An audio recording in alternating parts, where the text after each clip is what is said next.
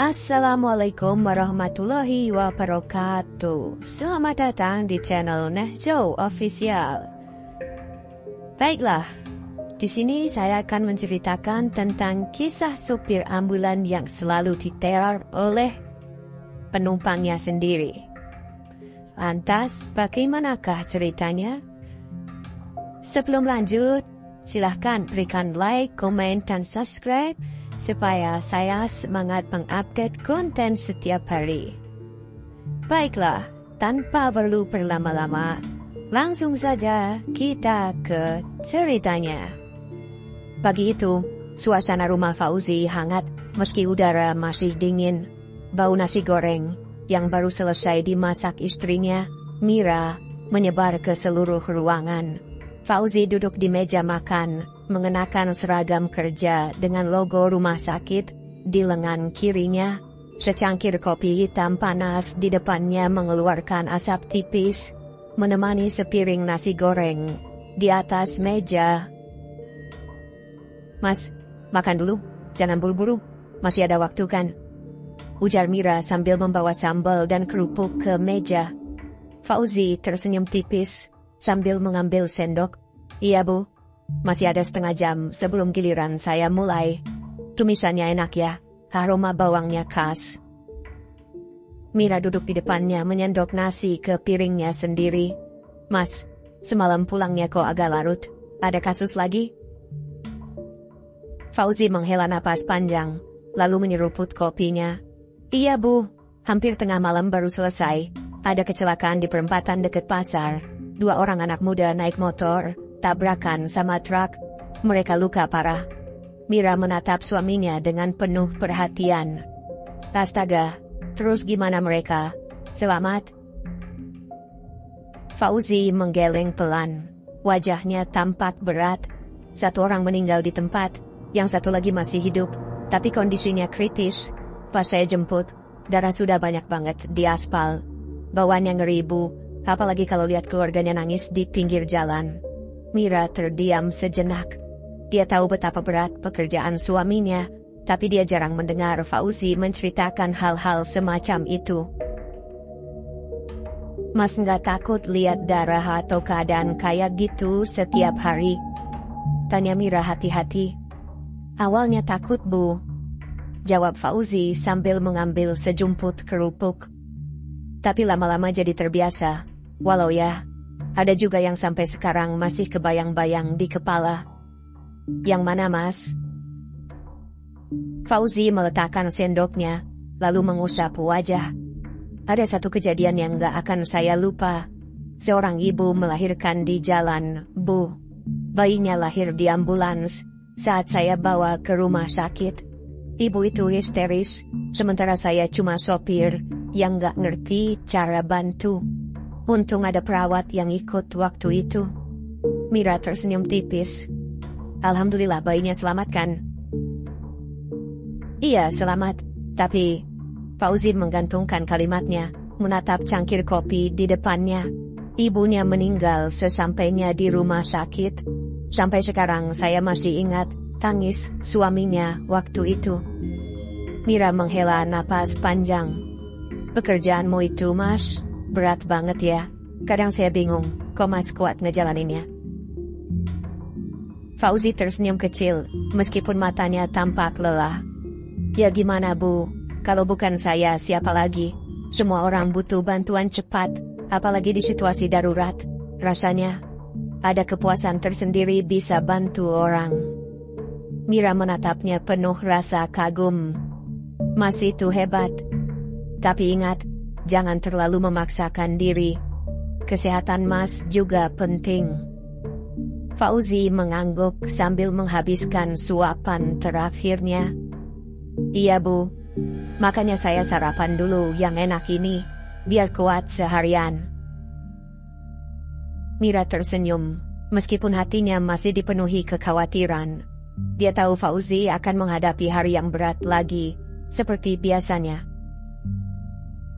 Selesai makan, Fauzi berdiri, merapikan seragamnya, lalu mengambil tas kecil yang berisi perlengkapan pribadinya. "Saya berangkat dulu ya Bu. Doain biar hari ini nggak banyak kejadian buruk. Iya mas, hati-hati ya. Jangan lupa istirahat kalau ada waktu. Mira mengantar suaminya sampai ke pintu, memandanginya sampai ia menaiki motor butut yang setiap hari membawanya ke rumah sakit. Fauzi melambaikan tangan, lalu melaju pergi.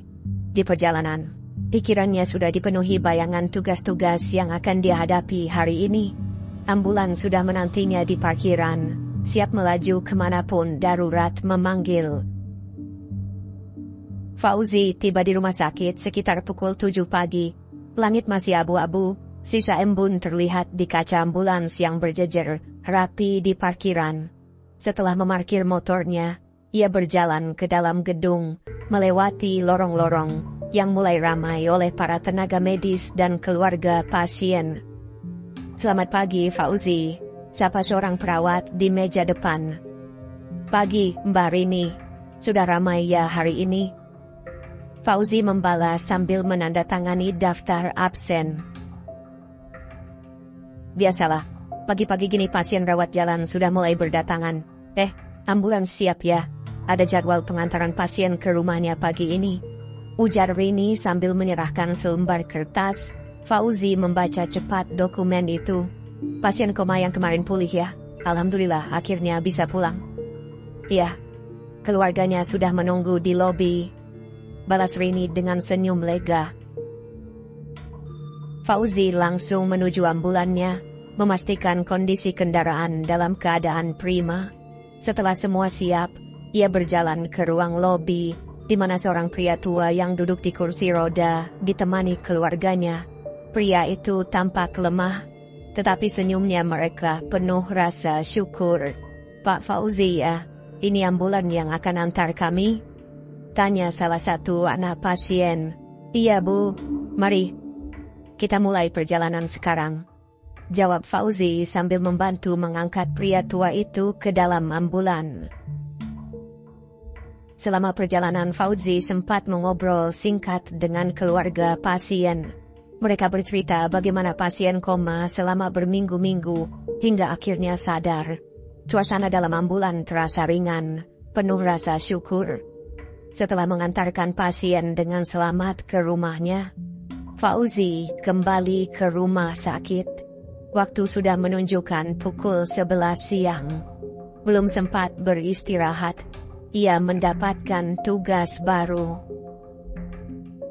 Baik, langsung saya berangkat, jawab Fauzi dengan sigap. Perjalanan ke Karangasri memakan waktu hampir 1 jam. Setibanya di sana Fauzi menemukan pasien, seorang wanita parubaya yang sulit berbicara dan bergerak. Dengan bantuan keluarga, Fauzi memindahkan pasien ke tandu dan membawanya ke dalam ambulan.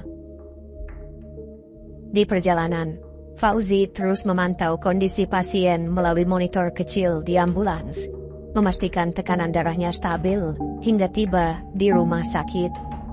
Ketika pasien diserahkan ke UGD, Fauzi kembali ke ruang istirahat untuk mengambil napas sejenak. Hari mulai gelap. Saat Fauzi baru saja selesai makan malam di kantin, suara langkah tergesa-gesa terdengar. Beberapa polisi masuk ke lobi rumah sakit, wajah mereka tampak serius. Pak Fauzi, ada kecelakaan besar di Jalan Raya Sudirman. Kami butuh bantuan evakuasi, korban diduga kritis, kata salah satu polisi. Fauzi langsung berdiri. Baik Pak, saya siapkan ambulans sekarang. Samir, ikut saya. Samir, yang baru selesai membersihkan ambulans, langsung bergabung. Mereka segera meluncur menuju lokasi yang disebutkan. Sirene ambulans meraung, membelah jalanan yang padat. Sesampainya di lokasi, pemandangan yang mengerikan menyambut mereka. Sebuah mobil ringsek menabrak tiang listrik, dan ada 2 korban tergeletak di sekitar kendaraan. Salah satu korban tampak tidak sadarkan diri, tubuhnya penuh luka. Fauzi dan Samir segera bertindak cepat, dibantu oleh polisi dan warga sekitar. Setelah memastikan korban dalam keadaan stabil di tandu, mereka membawanya ke ambulan. Yang ini koma, kemungkinan besar geger otak, ujar Samir, sambil mengecek denyut nadi korban. Kita harus cepat ke rumah sakit, balas Fauzi, sambil memacu ambulan dengan hati-hati, namun cepat. Di perjalanan, Fauzi sesekali melirik ke kaca tengah, memperhatikan Samir yang sibuk menenangkan kondisi korban. Sirin terus meraung, menandai perjalanan mereka yang penuh dengan ketegangan. Sesampainya di rumah sakit, korban langsung dibawa ke ruang gawat darurat. Fauzi hanya bisa menghela napas panjang, memandang ambulansnya yang kini penuh noda darah. Hari yang melelahkan, tapi tugasnya belum selesai. Setelah korban kecelakaan tiba di rumah sakit, dokter dan tim medis langsung memeriksanya. Fauzi dan Samir menunggu di lorong UGD sambil mengobrol singkat. Tak lama kemudian, dokter keluar dengan wajah lelah. Korban pertama kritis, sudah ditangani di ICU, tapi yang kedua, maaf, sudah meninggal, ujar dokter itu dengan nada pelan. Fauzi mengangguk, wajahnya datar. Meski sering menghadapi situasi seperti ini, tetap saja ada rasa berat yang menyelip di hatinya. Keluarga korban sudah dihubungi? Tanya Fauzi. Sudah. Tapi mereka baru bisa datang besok pagi. Untuk sekarang, jenazah akan disimpan di kamar jenazah, jawab dokter sambil melirik jam tangannya. Seorang perawat mendekati Fauzi. Pak Fauzi, Bapak boleh pulang duluan. Besok pagi baru kita urus pengantaran jenazah ke rumah duka. Terima kasih, Mbak, jawab Fauzi sambil menghela napas panjang. Ia melirik jam di dinding. Sudah hampir pukul 11 malam. Setelah mengucapkan selamat malam kepada Samir dan beberapa perawat lainnya, Fauzi mengambil motornya di parkiran. Udara malam terasa dingin, dan jalanan cukup sepi. Ia memacu motornya perlahan, mencoba menikmati perjalanan pulang, meski tubuhnya terasa letih. Namun di tengah perjalanan tiba-tiba Fauzi mencium bau amis yang menyengat. Bau apa ini? Gumamnya sambil melirik sekeliling. Tidak ada apa-apa di jalan yang sepi itu, hanya deretan pohon dan lampu jalan yang remang-remang. Fauzi mencoba mengabaikan bau itu, tetapi tiba-tiba ia merasa ada sesuatu yang aneh. Matanya tanpa sengaja tertuju pada spion motor. Darahnya langsung berdesir dingin. Di spion, ia melihat sosok seseorang duduk di belakangnya. Sosok itu mengenakan pakaian yang sama dengan korban kecelakaan yang meninggal tadi. Dengan luka-luka di wajah dan tubuhnya, Fauzi langsung menoleh ke belakang, tapi tidak ada siapa-siapa. Kursi motornya kosong. Astagfirullah. Fauzi bergumam, mengusap wajahnya. Jantungnya berdegup kencang, tetapi ia mencoba tetap tenang. Mungkin lagi kurang konsen. Jangan mikir aneh-aneh, katanya kepada dirinya sendiri. Ia menatap spion lagi. Kali ini sosok itu tidak ada, namun bau amis itu masih tercium kuat. Fauzi mempercepat laju motornya, berharap segera sampai di rumah. Setibanya di rumah, Fauzi memarkir motornya dengan terburu-buru. Mira, istrinya, membukakan pintu sambil tersenyum lembut. Mas, baru pulang. Capek banget kelihatannya, kata Mira sambil menerima tas kecil Fauzi. Iya Bu, lumayan capek. Ada kecelakaan tadi, satu korban meninggal, jawab Fauzi singkat sambil melepas sepatunya. Mira terdiam sejenak, menatap suaminya penuh perhatian. Mas nggak apa-apa, kelihatannya pucat banget. Cuma lelah aja Bu, saya mau langsung tidur ya, ujar Fauzi sambil melangkah ke kamar. Di kamar, Fauzi berbaring di kasur tanpa mengganti bajunya. Matanya terpejam, tapi pikirannya masih memutar kejadian tadi di jalan. Sosok di spion, bau amis yang menyengat. Semuanya terasa nyata.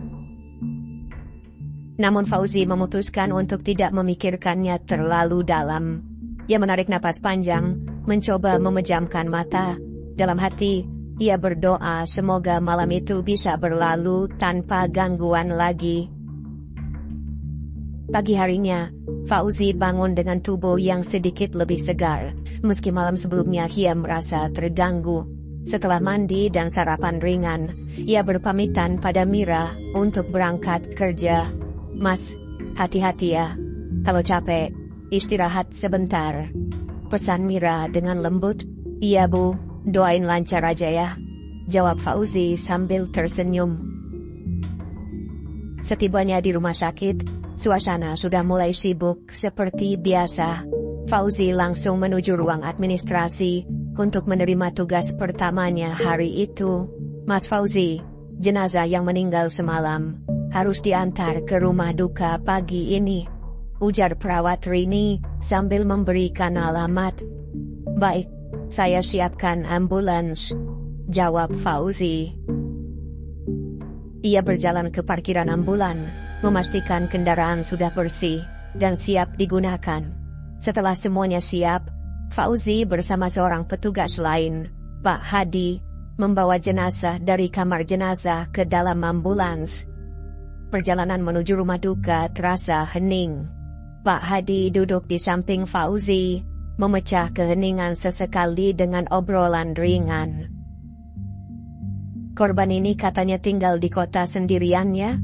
Kasihan juga keluarganya, baru semalam dikabari," ujar Pak Hadi. "Iya Pak, mungkin karena itu mereka baru bisa datang pagi ini," jawab Fauzi sambil fokus menyetir. Setibanya di rumah duka, keluarga korban sudah menunggu di depan rumah. Mereka menangis haru saat jenazah dikeluarkan dari ambulans. Fauzi membantu mengangkat peti jenazah ke dalam rumah, lalu menyampaikan belasungkawa kepada keluarga sebelum berpamitan. Setelah tugas selesai, Fauzi kembali ke rumah sakit, namun ia tidak sempat beristirahat karena ada tugas baru menunggunya. "Mas Fauzi, ada pasien yang perlu dijemput dari Puskesmas Sukatani. Sepertinya pasien infeksi paru-paru," kata seorang staf administrasi sambil menyerahkan catatan pasien. Fauzi langsung meluncur menuju puskesmas. Jalan menuju Sukatani cukup berliku dan penuh dengan kendaraan besar, tetapi Fauzi sudah terbiasa dengan rute itu. Sesampainya di sana, ia menemukan seorang pria parubaya yang terlihat lemas. Fauzi membantunya naik ke tandu dengan hati-hati, lalu membawa pasien itu ke ambulan. Di perjalanan, Fauzi memastikan kondisi pasien tetap stabil. Ia menyempatkan diri berbicara ringan untuk menenangkan pasien yang terlihat cemas. "Kita hampir sampai, Pak. Santai saja. Nanti dokter akan langsung periksa Bapak," ujar Fauzi sambil tersenyum. Setelah pasien tiba dengan selamat di rumah sakit, Fauzi kembali ke ruang istirahat untuk makan siang. Namun baru saja ia menikmati nasi bungkusnya, seorang staf rumah sakit datang tergopoh-gopoh.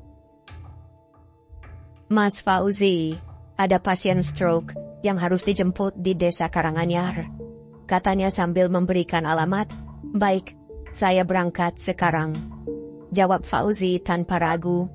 Seperti biasa, Fauzi menjalankan tugasnya dengan sigap. Meski tubuhnya lelah, ia merasa tanggung jawabnya sebagai sopir ambulan adalah bentuk pengabdian. Hingga malam tiba, hari itu berlalu dengan berbagai tugas jemput antar pasien yang selalu berbeda. Namun Fauzi tahu bahwa tantangan pekerjaannya belum selesai. Masih ada malam panjang yang menanti, dan ia harus selalu siap.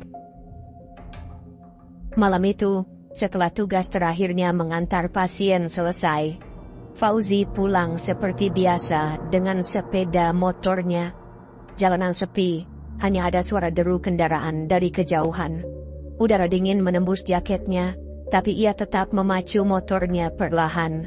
Namun, di tengah perjalanan, bau amis yang sama seperti malam sebelumnya kembali tercium. Bau itu terasa lebih menyengat, hingga membuat Fauzi menutup hidungnya dengan satu tangan. "Kenapa bau ini lagi?" gumamnya dengan perasaan tidak enak. Saat ia melirik spion, jantungnya langsung berdegup kencang. Di sana, terlihat jelas wajah korban yang meninggal kemarin. Wajahnya penuh luka, dengan darah yang mengering di beberapa bagian. Sosok itu duduk membonceng di belakangnya, diam tanpa bergerak. "Astagfirullah," seru Fauzi, sambil menoleh ke belakang. Namun, ketika ia melihat langsung, tidak ada siapa-siapa. Kursi motornya kosong seperti biasa. Fauzi segera menepi dan berhenti di pinggir jalan. Ia turun dari motor, matanya menyapu area sekeliling yang gelap dan sunyi. "Siapapun ini, jangan ganggu saya," katanya pelan dengan nada bergetar. Bau amis itu semakin kuat, membuat Fauzi merasa mual. Ia mengusap wajahnya dengan kasar, mencoba menenangkan diri. Setelah memastikan tidak ada yang aneh, Fauzi kembali naik ke motor dan memacu kendaraannya lebih cepat. Sesampainya di depan rumah, Fauzi merasa sedikit lega melihat lampu rumahnya masih menyala. Namun saat ia memarkir motor, matanya menangkap sosok seseorang berdiri di sudut pekarangan. Sosok itu samar-samar terlihat seperti korban yang ia antar tadi pagi, dengan pakaian dan luka yang sama. Fauzi menelan ludah, kakinya terasa berat untuk melangkah. Namun, ia memberanikan diri mendekati sosok itu. "Siapa kamu?" tanyanya dengan suara bergetar. Sosok itu tidak menjawab, hanya berdiri diam, menatap Fauzi. Ketika Fauzi sudah cukup dekat, ia merasa tubuhnya menggigil. Wajah sosok itu jelas, persis seperti korban yang meninggal. Namun sebelum Fauzi bisa berkata apa-apa lagi, sebuah tepukan di pundaknya membuatnya tersentak. "Mas, ngapain di situ?" Suara Mira, istrinya, terdengar dari belakang. Fauzi berbalik dengan cepat, terkejut melihat istrinya berdiri sambil memegang kain lap. Bu Mira, kamu ngagetin aja," ujar Fauzi dengan napas tersengal. "Aku lihat Mas lama banget nggak masuk rumah, jadi aku keluar." "Mas nggak apa-apa?" tanya Mira dengan bingung. Fauzi kembali menoleh ke arah sosok tadi, tetapi sosok itu sudah menghilang. Tidak ada siapa-siapa di sana, hanya pekarangan kosong yang diterangi lampu temaram. Enggak apa-apa Bu, ayo masuk," kata Fauzi sambil menggandeng tangan istrinya. Namun di dalam hati Fauzi tahu ada sesuatu yang tidak beres. Sosok itu bukan khayalannya, dan bau amis itu terasa begitu nyata. Keesokan harinya Fauzi berangkat kerja lebih awal dari biasanya. Pikirannya masih dipenuhi kejadian semalam. Begitu tiba di ruang istirahat rumah sakit, ia langsung menceritakan pengalamannya kepada Samir, rekan kerjanya yang selalu bersamanya saat bertugas malam. "Mir, aku mau cerita soal yang aneh-aneh, tapi jangan bilang aku ngelantur, ya," kata Fauzi, sambil menuangkan kopi ke gelasnya. "Wah, serius nih, cerita apa?" balas Samir sambil mengambil sebatang rokok dari sakunya. Fauzi menghela napas. "Semalam waktu pulang, aku kayak lihat korban yang meninggal itu." Samir menghentikan gerakannya dan menatap Fauzi lekat-lekat. "Lihat gimana sih? Kamu mimpi atau gimana?" "Bukan mimpi, Mir. Aku lihat dia di spion, duduk di belakang motorku. Tapi pas aku tengok, nggak ada siapa-siapa," jawab Fauzi serius. Samir diam sesaat, kemudian tertawa kecil. Mungkin kamu capek kali Zi. Biasanya kan kalau kurang tidur suka halu." "Aku juga pikir gitu awalnya. Tapi semalam bau amis itu juga kecium lagi. Dan aku yakin betul ada yang gak beres," kata Fauzi dengan nada tegas. Samir menghela napas panjang. Ya udah, kalau gitu kamu harus banyak istighfar. Kita kerja di lingkungan kayak gini, memang sering ada kejadian, nggak masuk akal. Tapi jangan sampai bikin kamu takut. Tugas kita kan nolong orang.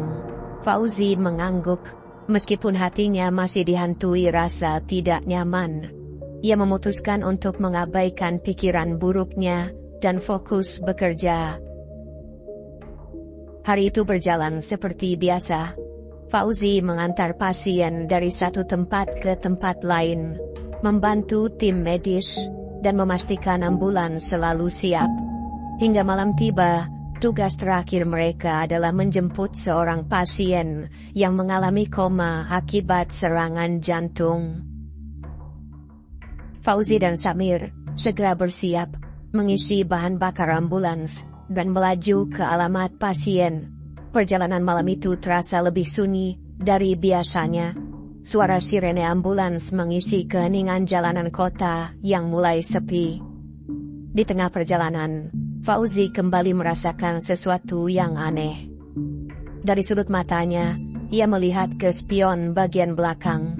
Jantungnya langsung berdegup kencang.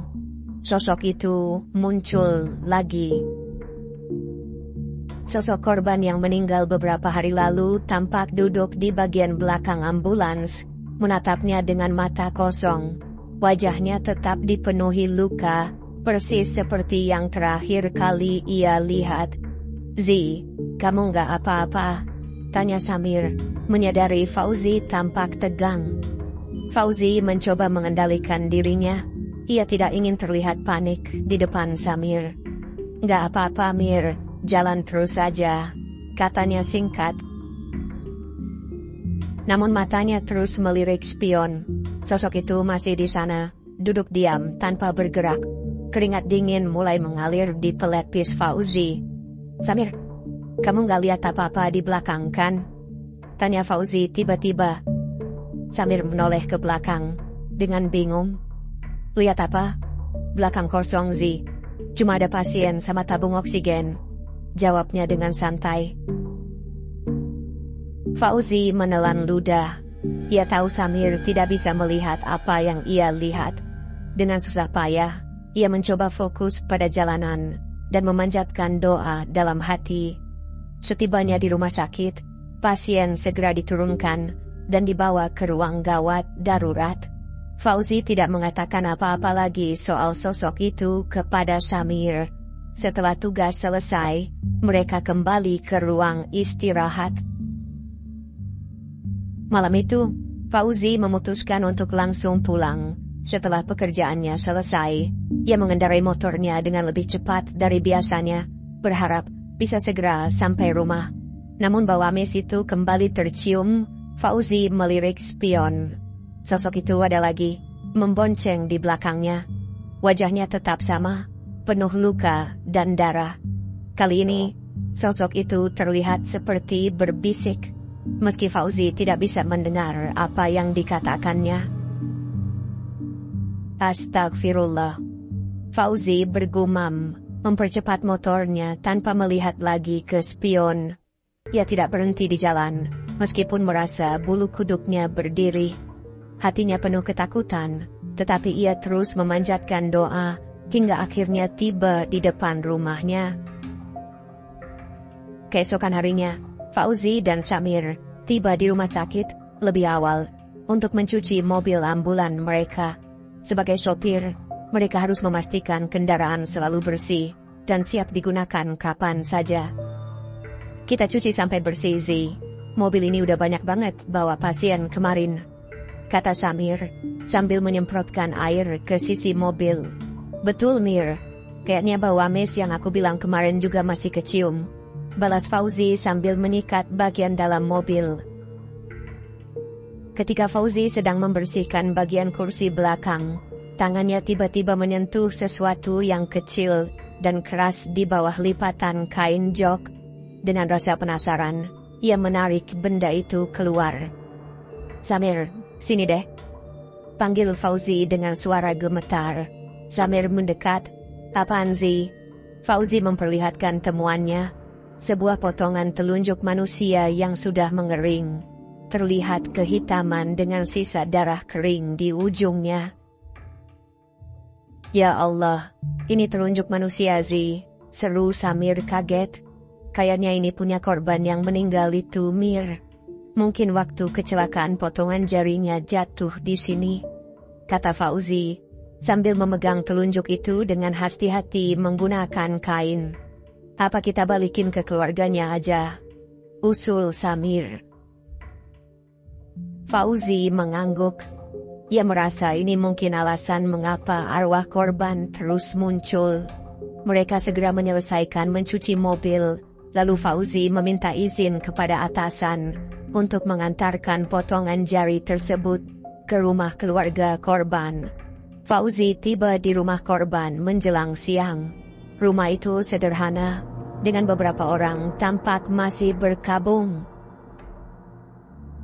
Seorang wanita parubaya, ibu korban, menyambut Fauzi dengan wajah sedih. Bu, maaf saya datang. Ini, saya temukan di mobil ambulan. Sepertinya ini bagian tubuh anak Elbu, kata Fauzi, sambil menyerahkan telunjuk itu yang sudah dibungkus rapi. Ibu korban menangis pelan, sambil memandangi benda itu. Terima kasih sudah mengantarnya anak. Sejak anak saya meninggal, kami sekeluarga sering melihat sosoknya. Mungkin dia belum tenang, kata wanita itu lirih. Fauzi merasa merinding mendengar cerita itu. Mungkin ini sebabnya Bu, bagian tubuhnya belum dikembalikan, jawab Fauzi sambil menunduk hormat. Ibu korban mengangguk. Kami rencanakan tahlil hari ke-7 nanti. Kalau sempat, Fauzi bisa datang. Biar arwahnya tenang. Fauzi mengiyakan dan berpamitan. Di perjalanan pulang, ia merasa lega. Setidaknya, ia sudah melakukan hal yang seharusnya. Pada hari ke-7, Fauzi menyempatkan diri menghadiri tahlil di rumah keluarga korban. Ia disambut dengan hangat oleh keluarga dan beberapa tetangga. Suasana tahlil berlangsung khusyuk, dengan doa-doa yang dipanjatkan untuk mendoakan arwah korban. Setelah tahlil selesai, ibu korban menghampiri Fauzi. Terima kasih sudah datang nak. Sejak tadi malam, kami sudah tidak melihat sosok anak saya lagi.